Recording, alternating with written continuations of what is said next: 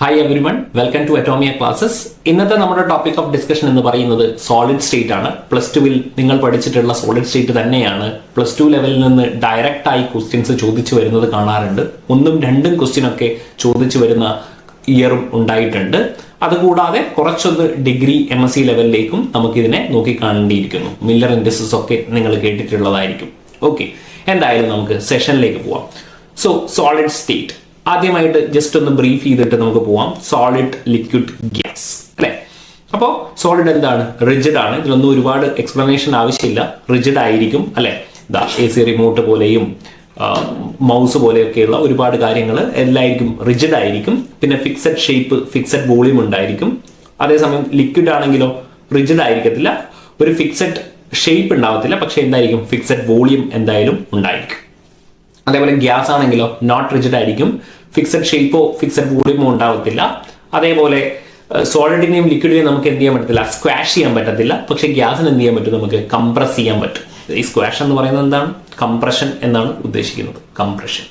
അതേപോലെ ഒരു കാര്യം കൂടെ ഉണ്ട് ഇവിടെ, intermolecular force of attraction. Intermolecular force of attraction സോളിഡ്സിൽ എന്തായിരിക്കും? കൂടുതലായിരിക്കും. എന്തായിരിക്കും?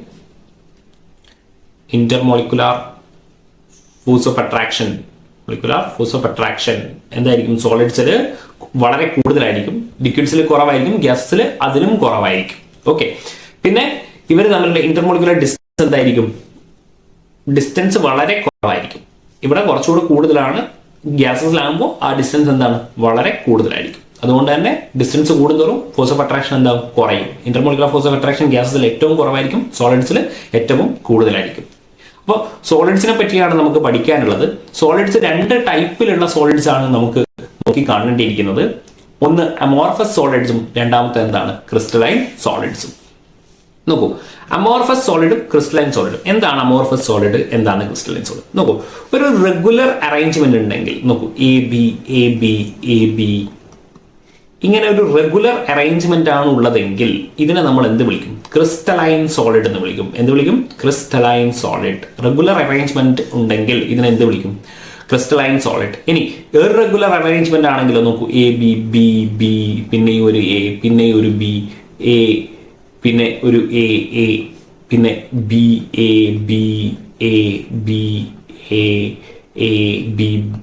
ഇങ്ങനെയൊക്കെ ഒരു ഇറഗുലർ അറേഞ്ച്മെന്റ് ആണെങ്കിൽ അതിനെ നമ്മൾ എന്ത് വിളിക്കും? അമോർഫസ് സോളിഡ് എന്ന് വിളിക്കും. നോക്കൂ, irregular patterns of ions molecular atoms in a solid is called what? Amorphous. Crystalline ആണെങ്കിലോ റെഗുലർ ആയിരിക്കും. സോ അതുകൊണ്ട് തന്നെ നമുക്ക് ഇവരെ എന്ത് ചെയ്യാൻ പറ്റും? കൃത്യമായിട്ട് ക്ലീവ് ചെയ്യാൻ പറ്റും. കൃത്യമായിട്ട് എന്ത് ചെയ്യാൻ പറ്റും? ക്ലീവ്, മുറിക്കാൻ പറ്റും. Cleavage is sharp. അതേസമയം ഇവിടെ എന്തായിരിക്കത്തില്ല, നിങ്ങൾക്ക് അങ്ങനെ ഒരു സ്പെസിഫിക് ക്ലീവേജ് നിങ്ങൾക്ക് എന്ത് ചെയ്യാൻ പറ്റത്തില്ല, കിട്ടത്തില്ല. അതുകൊണ്ട് തന്നെ ഇവർക്ക് എന്തായിരിക്കും? ഒരു ഷാർപ്പ് മെൽറ്റിംഗ് പോയിന്റ് ഉണ്ടാവും. പക്ഷെ ഇവർക്ക് എന്തായിരിക്കും? ഒരു റേഞ്ച് മെൽറ്റിംഗ് പോയിന്റ് ആയിരിക്കും. റേഞ്ച് മെൽറ്റിംഗ് പോയിന്റ് ആയിരിക്കും. അതാണ് രണ്ടാമത്തെ point. Melt over a range of temperature. ഇവരെന്തായിരിക്കും? ഷാർപ്പ് മെൽറ്റിംഗ് പോയിന്റ് ആയിരിക്കും. അതേപോലെ തന്നെ ഇവർക്ക് എന്തായിരിക്കും? ഡെഫിനിറ്റ് ഹീറ്റ് ഓഫ് ഫ്യൂഷൻ ഉണ്ടാവും. ഇവിടെ എന്തായിരിക്കും? No definite heat of fusion. അതേപോലെ ഇതിന്റെ എക്സാമ്പിൾ ആണ് എന്ത്? ഗ്ലാസ്. അമോർഫസ് സോളിഡിന്റെ എക്സാമ്പിൾ ആണ് എന്ത്? ഗ്ലാസ്. ഇവരെ എന്ത് കൂടെ വിളിക്കും? സൂപ്പർ കൂൾഡ് ലിക്വിഡ്സ് എന്ന് വിളിക്കും. Super cooled liquids. Super cooled liquid, sorry, amorphous സോളിഡിനാണ് കേട്ടോ. അമോർഫസ് സോളിഡിനാണ് എന്ത്? ഇതാണ് അമോർഫസ്. അമോർഫസ് ഇതിനെ ഞാൻ എന്താണ് വിളിച്ചിരിക്കുന്നത്? ക്രിസ്റ്റലൈൻ. അമോർഫസ് സോളിഡിന് എക്സാമ്പിൾ ആണ് എന്ത്? ഗ്ലാസ്. ഇതിനെ സൂപ്പർ കൂൾഡ് ലിക്വിഡ്സ് എന്ന് നമ്മൾ വിളിക്കും. റൈറ്റ്. അതേപോലെ കോൾഡ് ഐസോട്രോപിക്. അമോർഫസ് അനൈസോട്രോപിക് എന്ന് പറഞ്ഞാൽ എന്താണ്? ക്രിസ്റ്റലൈൻ സോളിഡിന് നമ്മൾ പറയുന്നു അനൈസോട്രോപിക് ആണ്.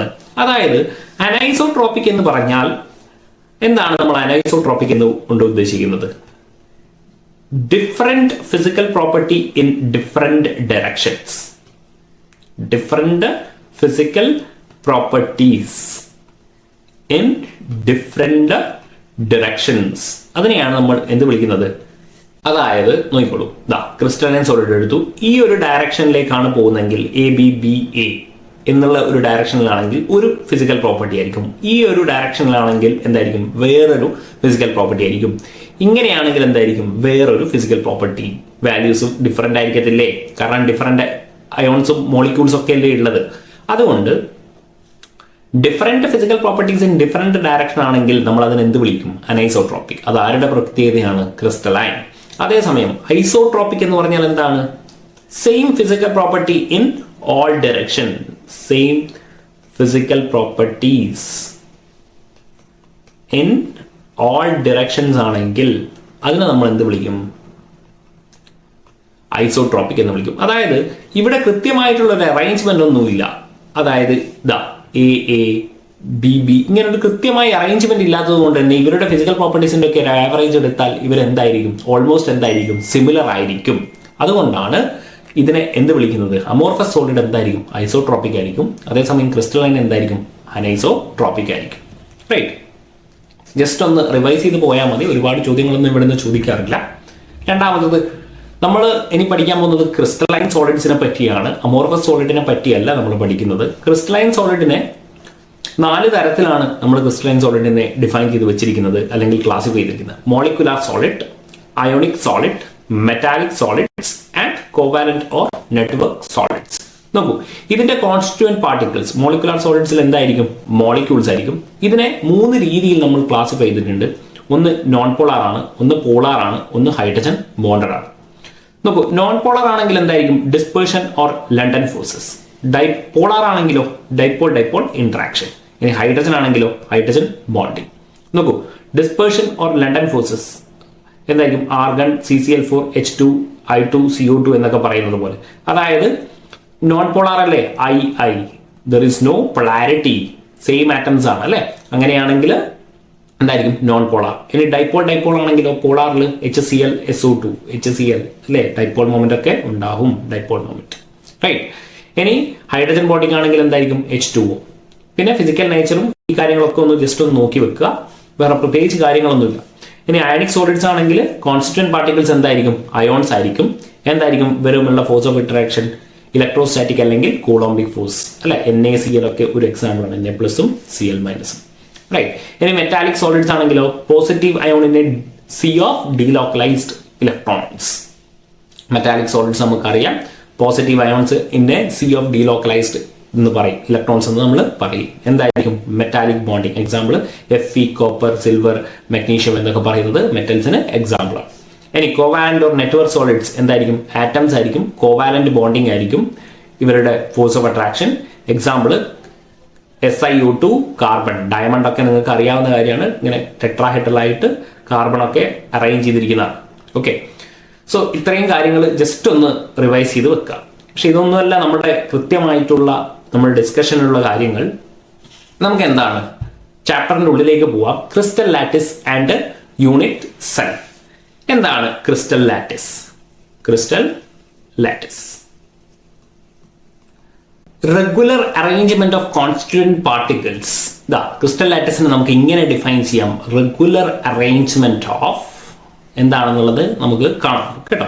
Regular arrangement of constituent particles. Constituent particles അല്ലെ. കോൺസ്റ്റിറ്റ്യൂവന്റ് പാർട്ടിക്കിൾസ് എന്തൊക്കെയാവാം? ആറ്റംസ് ആവാം, മോളിക്യൂൾസ് ആവാം, അയോൺസ് ആവാം, മെറ്റൽ അയോൺസ് ആവാം, എന്തും ആവാം അല്ലെ.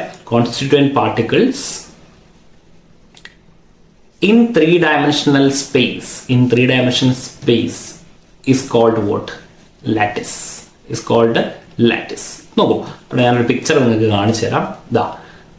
ഇവിടെ ഒരു ക്യൂബ് ആണെന്ന് വിചാരിക്കാം. ഇതിന്റെ റെഗുലർ അറേഞ്ച്മെന്റ്സ് ഇതിനെ കണ്ടോ? റെഗുലർ ആയിട്ട് അറേഞ്ച് ചെയ്തിരിക്കുന്ന ഈ ഒരു പെർട്ടിക്കുലർ സ്ട്രക്ചറിനെയാണ് എന്ത് വിളിക്കുന്നത്? ലാറ്റിസ് സ്ട്രക്ചർ എന്ന് വിളിച്ചിരിക്കുന്നത്. Regular arrangement of constituent particles in 3-dimensional space is called what? Is called a lattice. The constituent particle ഇവിടെ എന്താണ്? ഒരു ക്യൂബ് ആയിട്ടാണ് ഇവിടെ കാണിച്ചിരിക്കുന്നത്. അതായത് നമ്മൾ പറയും unit cell, the smallest 3-dimensional unit, the smallest 3-dimensional unit which can form lattice after repetition. അതായത് ഏറ്റവും സ്മോളസ്റ്റ് ആയിട്ടുള്ള യൂണിറ്റ് അതിനെ റിപ്പീറ്റ് ചെയ്തിട്ടാണ് നമുക്ക് എന്ത് കിട്ടുന്നത്? ലാറ്റിസ് കിട്ടുന്നത്. ഈ ഒരു ഏറ്റവും സ്മോളസ്റ്റ് ആയിട്ടുള്ള ഒരു യൂണിറ്റിനെയാണ് യൂണിറ്റ് സെൽ എന്ന് വിളിക്കുന്നത്. നോക്കൂ, യൂണിറ്റ് സെൽ, ഏറ്റവും സ്മോളസ്റ്റ് ആയിട്ടുള്ള 3 ഡയമെൻഷണൽ സ്ട്രക്ചർ. ഇതിന്റെ റിപ്പീറ്റേഷൻ ചെയ്താലാണ് 3 ഡയമെൻഷണൽ സ്ട്രക്ചർ ആണ് എന്ത് ലാറ്റിസ് സ്ട്രക്ചർ എന്ന് നമുക്ക് വിളിക്കാൻ പറ്റുക. ഓക്കെ, അപ്പോൾ ക്രിസ്റ്റൽ ലാറ്റിസും യൂണിറ്റ് സെല്ലും എന്താണെന്ന് മനസ്സിലായിട്ടുണ്ടെന്ന് വിചാരിക്കുന്നു. ഇനി ടൈപ്സ് ഓഫ് യൂണിറ്റ് സെൽ നോക്കൂ. ഈ യൂണിറ്റ് സെല്ലിനെ പറ്റി നമ്മൾ പഠിക്കുമ്പോൾ ഈ ടൈപ്സ് ഓഫ് യൂണിറ്റ് സെല്ലിനെ നമുക്ക് രണ്ടായിട്ട് ക്ലാസിഫൈ ചെയ്യാം. ഒന്നെന്താണ് സിമ്പിൾ അല്ലെങ്കിൽ പ്രിമിറ്റീവ് യൂണിറ്റ് സെൽ, സിമ്പിൾ അല്ലെങ്കിൽ പ്രിമിറ്റീവ് യൂണിറ്റ് സെൽ. രണ്ടാമത്തെ എന്താണ് സെന്റേർഡ് യൂണിറ്റ് സെൽ എന്ന് പറയും. Centred unit cell, centred unit cell. ഈ സെന്റേർഡ് യൂണിറ്റ് സെല്ലിനെ പിന്നെയും ക്ലാസിഫൈ ചെയ്തിട്ടുണ്ട് body centred, body centred cubic unit cell, BCC എന്ന് നമ്മൾ വിളിക്കും, BCC. അടുത്തെന്താണ് ഫേസ് സെന്റേർഡ്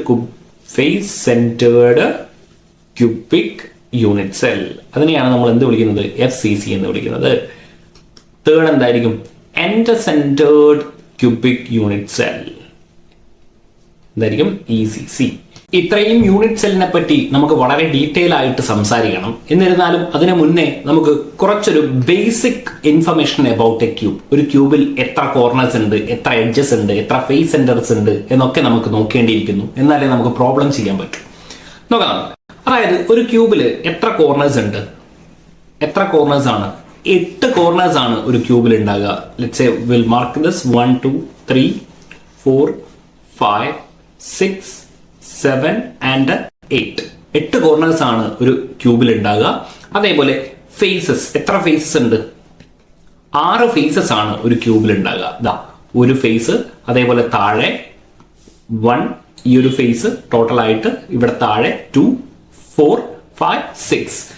അതേപോലെ എഡ്ജസ്, എഡ്ജസ് എത്രയാണ് ഒരു ക്യൂബിലെ എഡ്ജസ് എന്ന് പറയുന്നത് 12 ആണ്. ഇതാ എഡ്ജസ് എന്ന് പറയുമ്പോൾ നമ്മൾ ഇതിനെയാണ്, ഈ ഒരു ലൈനിനെയാണ് നമ്മൾ എഡ്ജസ് എന്ന് പറയും. ഇതാ ഇങ്ങനെ നിങ്ങൾക്ക് 12 എഡ്ജസ് നിങ്ങൾക്ക് കാണാൻ പറ്റും. അതേപോലെ വെർട്ടിസസ്, വെർട്ടിസസ് എത്രയാണ്?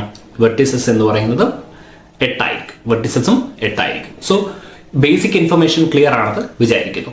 ഇനി നമുക്ക് ഓരോ ക്യൂബിക് യൂണിറ്റ് സെല്ലും, അതായത് simple cube, body centred, face centred, end centred, ഇവരിലൊക്കെ total number of atoms in a unit cell എത്രയാണെന്ന് നമുക്ക് നോക്കേണ്ടിയിരിക്കുന്നു.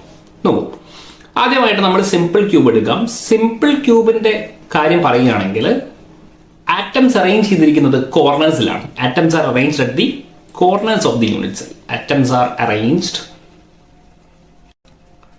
at the corners of unit cell, at the corners of unit cell. So total number of atoms എത്രയായിരിക്കും? 8 atom ആയിരിക്കും ഉണ്ടാകുക. അപ്പോൾ ഒരു കോർണറിന്റെ share എത്രയാണ്? 1/8 ആണ്. അതായത് ഇത്രയാണ് ഒരു കോർണറിലുള്ള ആറ്റത്തിന്റെ ഷെയറിംഗ് എന്ന് പറയുന്നത് 1/8 ആണ്. സോ 1/8 into 8 എത്രയായിരിക്കും? 1.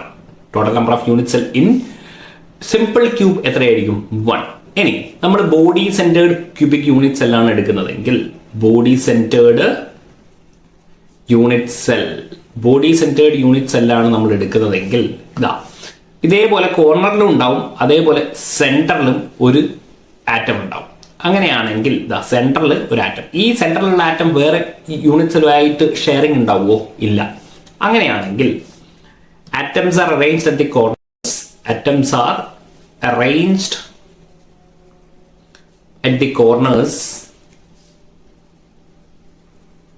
and body center അപ്പൊ എന്തായിരിക്കും? കോർണറിൽ എത്താണ്? 1/8 into 8. ഇത് കോർണറിന്റെ ഷെയറിംഗ് ആണ്. പ്ലസ് ഇതെന്താണ്? Body centre. ബോഡി സെന്ററിൽ വേറെ ആരുമായിട്ടും ഷെയർ ചെയ്യുന്നില്ല, ബോഡി സെന്റർ. അങ്ങനെയാണെങ്കിൽ 1 + 1 എത്രയായിരിക്കും? 2. ടോട്ടൽ നമ്പർ ഓഫ് ആറ്റം എത്രയായിരിക്കും? 2 ആയിരിക്കും.